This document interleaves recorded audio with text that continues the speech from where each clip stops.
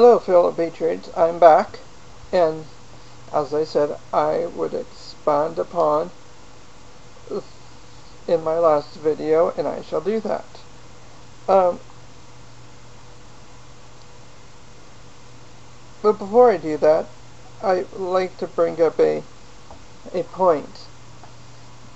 Our Constitution, the document that says how the government is run, the document that starts, "We the people," the document that explicitly says in black and white, well, black and yellow paper, but the government derives its power from the consent of the governed. The consent of the governed is you, the voters.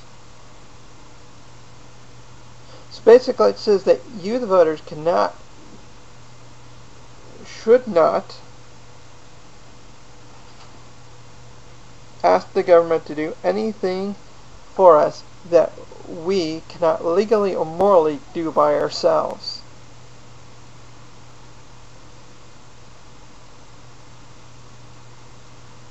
Pretty illogical, right? It's along the lines of, if you don't vote, you don't get the right to bitch.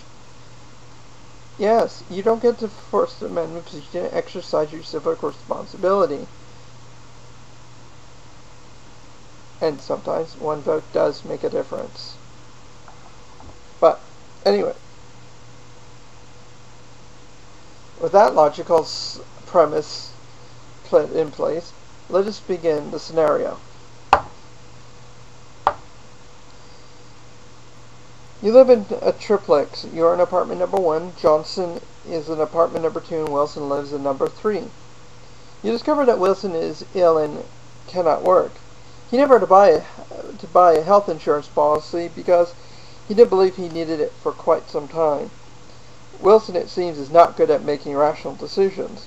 He has no savings account because it was more important to use that money for Bondo for his Camaro and a good Panama City beach vacation every summer.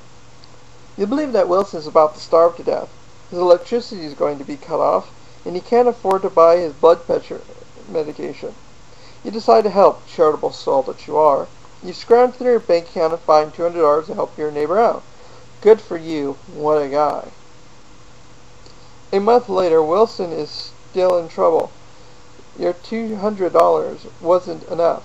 It turns out that he spent $20 for a case of beer, and at least another $100 or so at the dog track. Things may not be all that desperate, though. One of the 35 lotto tickets he bought with that cartoon of cigarettes might pan out. He decided to go visit Johnson in apartment number 2 to see if he can chip in. Johnson tells you that while he certainly understands the seriousness of Wilson's situation, he needs his money to send his daughter to college in the fall and to pay some of his own medical bills. Besides, he's trying to save up some cash for a down payment on a house so he can get out of this weird apartment building. You make the determination that it is far more important for Wilson to have some of the Johnson's money than it is for Johnson to keep it and spend it on his daughter's education and a new home. So here's the question. Do you have the right to pull out a gun and point it right at the middle of Johnson's forehead?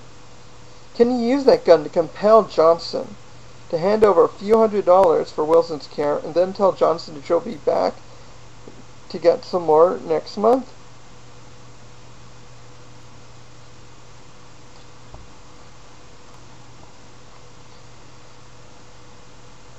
So, here's the question. Well, if our government derives its power from the consent of the governed, how can you ask your government to do something for you that, if you did it for yourself, would be illegal and a crime?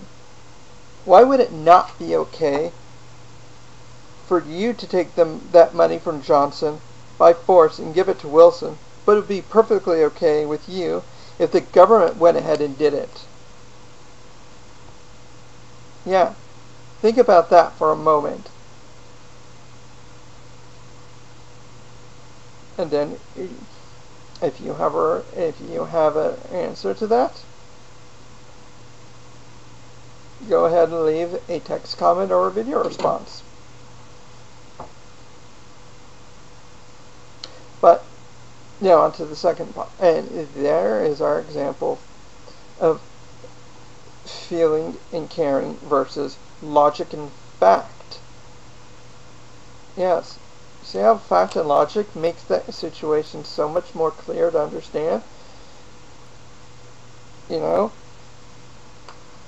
So, let's talk about the mob mentality liberals love, because it's easier to control groups than it is an individual.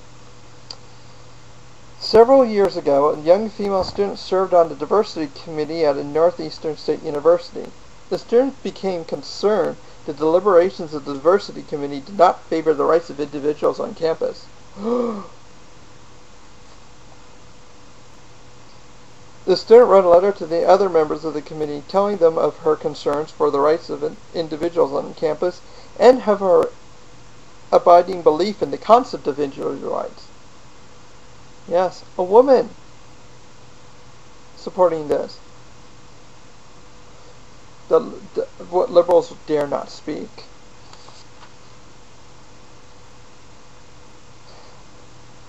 The letter found its way to the faculty members advising the committee.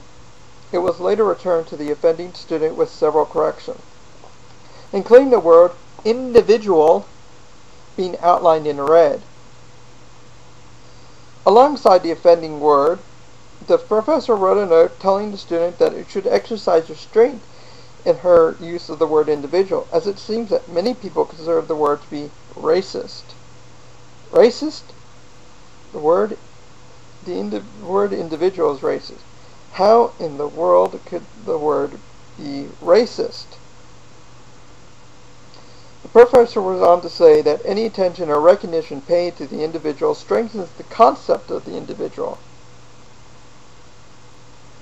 over that of the group.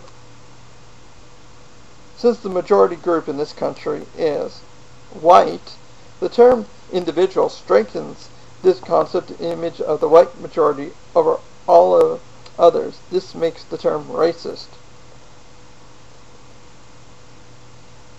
Well, obviously it does it, and the professor's just, well, he's a bloomin' fool. It's obvious he's a liberal. If he actually tried to get employment outside the public, academia, he'd most likely fail at it miserably. And, well, he just doesn't know what the term define racism means. It doesn't follow his personal agenda. But okay. I will start again in part 3.